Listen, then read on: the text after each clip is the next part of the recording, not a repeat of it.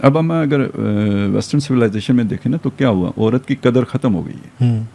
کیوں ختم ہو گئی ہے؟ دستیاب ہے, اور جب دستیاب ہے تو پھر اب کوئی شادی کیوں کرے؟ تو شادی کی اب ضرورت ہی نہیں رہی, کیونکہ وہاں پر عورت کو صرف ایک ٹول سمجھا تھا سیکشل گریٹیفیکیشن کا, وہ شادی کے بغیر بھی ہو جاتی ہے. وہ شادی کے وہ جو پھر وہی بات آ گئی. ایک نے پہلے بھی ایک پاکستان کے سیاسی لیڈر کا ذکر کیا تھا کہ جب دودھ اویلیبل ہے تو بھینس رکھنے کی کیا ضرورت ہے, تو بات وہیں پہ چلی گئی. اچھا, اس کا دوسرا نقصان کیا ہوا؟ کس کو ہوا؟ مرد کو نہیں ہوا. 80 سالہ بڈھے کو بھی جو ہے نا اگر پیسے ہیں اس کی جیب میں تو اس کے لیے وہ راستہ کھلا ہوا ہے. 20 سال کی عورت مل جاتی ہے, لڑکی مل جاتی ہے. ادھر عورت کو نقصان ہوا ہے. اس کی ایک خاص لائف ٹائم ہے جس میں کہ اس کی مارکیٹ ویلیو ہے ٹول کی حیثیت سے. اب وہ 40 سال کے بعد چلیں 50 تک وہ اپنے آپ کو مینٹین کر لے گی. اب جب ہمارے معاشرے میں یا اسلامی معاشرے کے اندر اس کے پاؤں تلے جنت آئی ہے, اس کے اگر 5 بیٹے ہیں, 6 بیٹے ہیں, 10 بیٹے ہیں, 2 بیٹے ہیں, 1 بیٹا جو بھی ہے یا بیٹیاں ہیں, وہ اس کی خدمت کے لیے ہم وقت تیار ہیں کہ ہماری جنت اس کے پاؤں تلے ہے.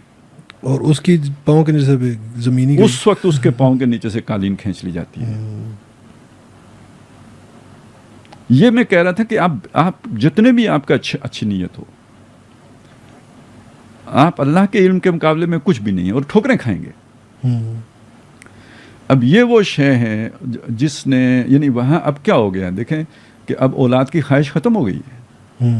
کیوں؟ اب ایک اور امبیلنس ہے کہ مرد نے اپنی عیاشی کے لیے تو استعمال کر لیا. اب اگر فرض کریں وہ اولاد ذمہ داری ہے تو اولاد کس کی ذمہ داری ہو گئی؟ مرد کی.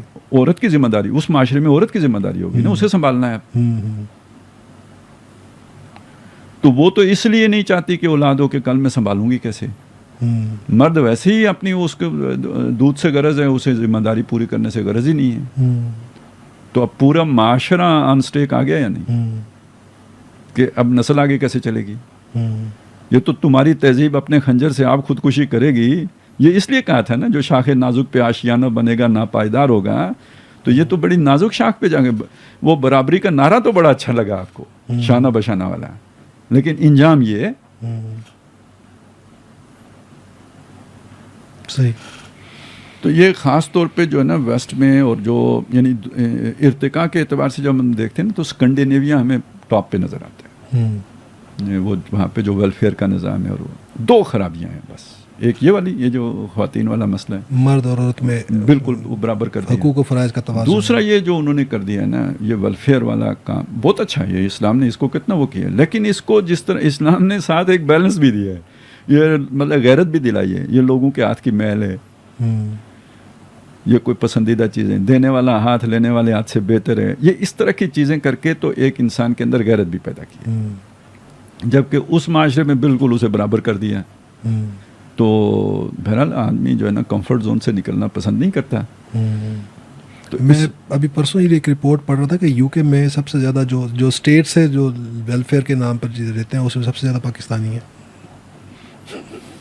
وہاں جا کے جناب وہ غیرت والی بات جو آپ کر رہے تھے, ایک تو یہ ہے نا کہ وہاں جا کے وہ اسائلم لے لیتے ہیں, دوسرا وہاں پہ وظیفہ ملنا شروع ہو جاتے ہیں, پھر وہاں سے حق پرست بن کے پاکستان میں انقلاب لانے کے لیے بھی کام شروع کر دیتے ہیں, تبدیلی لانا چاہتے ہیں پاکستان میں, ہمیں غیرت دلانا شروع کر دیتے ہیں.